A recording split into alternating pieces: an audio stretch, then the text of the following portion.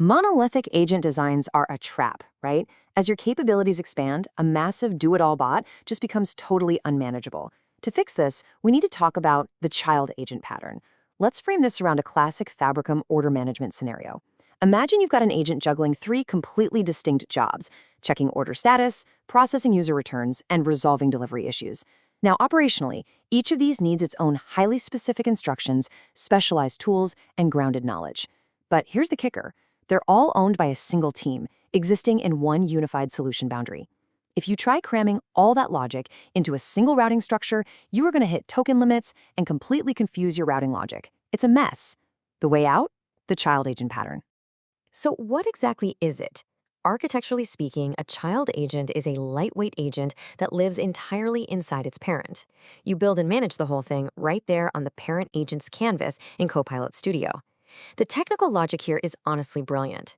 Because the child shares the exact same environment and the exact same solution as the parent, you completely bypass independent deployment configs. Seriously, no separate publishing steps, and absolutely no tangled cross-team ALM processes to deal with. You're basically spinning up these highly focused mini orchestration layers securely inside a unified boundary. Now, if you're gearing up for an MCT exam or architecting cloud solutions, distinguishing a traditional topic from a child agent is an absolute must. Think of it this way. A topic in Copilot Studio is built for a single intent using a rigid sequence of nodes. It's executing a script, plain and simple. But a child agent handles an entire domain. Once the parent delegates a task, the child uses its own isolated orchestration layer to figure out the response. It relies on its own independent instructions, its own tools, and dedicated knowledge sources. That execution boundary is the critical technical distinction here. A topic just follows the script, a child agent autonomously orchestrates. So how does that delegation actually flow? The core technical logic all hinges on the child agent's description. When a user drops a message, the parent agent evaluates that request against everything it has: topics, tools, and child agents. That description is just a brief, plain language statement explaining exactly what the child agent does.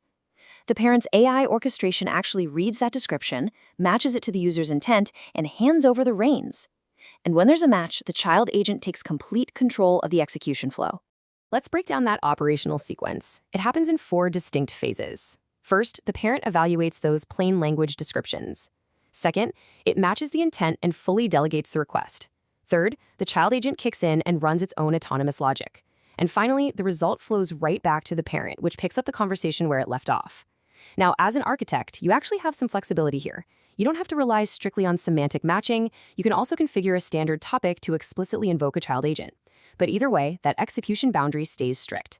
The child completely controls the internal processing before handing the final context back up the chain. Which brings us to a huge design question for your own enterprise deployments. Look at your current monoliths. Which domains or task types could you carve out into focused child agents? And crucially, how exactly would you describe them in plain language? Look, this is where a lot of implementations just fall flat. A super common pitfall is writing vague or overlapping descriptions.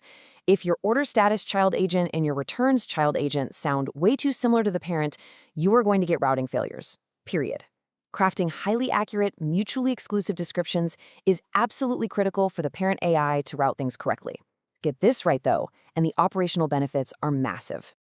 And those operational benefits for large-scale solutions are profound. First up, you separate your tool limits. Copilot Studio caps the number of tools per orchestration layer, right? With child agents, your order status agent and your returns agent get their own full, independent tool sets without fighting for the parent's capacity. Second, your routing accuracy shoots up because the AI is picking from a much narrower, specialized set of options. Third, context sharing is an absolute breeze. The parent passes the conversation context seamlessly by default when it invokes the child. And finally, you keep your unified lifecycle management. One team can update these subcomponents without any nightmare cross-team release coordination. Want to see this at an enterprise scale? Microsoft actually used this exact pattern to rebuild its own customer-facing web assistant. They had this single monolithic agent that had just grown way too broad. It was sluggish and performance was really degrading. So they ripped out the monolith, put in a parent orchestrator, and spun up multiple focused child agents. The result? A massive 61% reduction in response latency.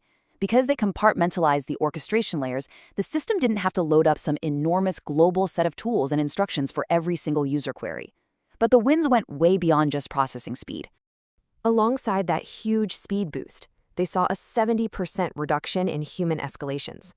Think about how critical that metric is for BPO automation and customer service architectures. By grounding each specific child agent strictly on a hyper-focused subset of site content, instead of pointing one massive agent at the entire corporate domain, the AI generated way more accurate responses. You know, a lot of AI hallucinations and general confusion come directly from overgrounding a single agent. Child agents completely solve this by enforcing strict knowledge boundaries. But to really leverage all this, you have to know exactly when to apply this architectural pattern. So, when do you use it? You should absolutely choose the child agent pattern when your organizational structure looks like that Fabricam scenario we started with, meaning one specific team owns and manages the entire lifecycle of the agent. You don't need to publish these subagents independently for other departments. Your primary goal is just to logically organize your tools and knowledge inside one unified solution boundary. If one team is managing order status, returns, and delivery issues through a single publishing process, child agents keep your routing sharp and your ALM incredibly simple. But what if your org structure isn't like that? As cloud architects, we always have to align our tech to the business structure. Let's say that Fabricam scenario changes. Suddenly, a totally separate customer operations team takes over the returns process. And they need to publish that returns agent independently, so different enterprise bots across the company can use it. At that point, the architecture has to shift. A child agent won't work anymore because of that unified ALM. Instead, you need a connected agent. Connected agents are explicitly designed for cross-team, independent publishing, where different departments manage their own distinct life cycles.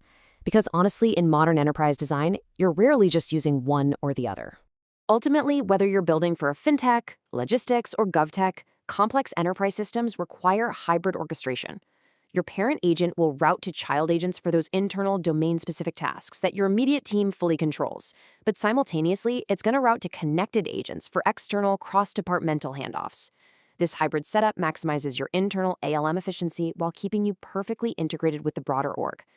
So here's the final question you need to ask yourself. Does your current AI routing structure actually reflect your organizational boundaries? Or are you forcing a monolith where a distributed orchestration layer should exist?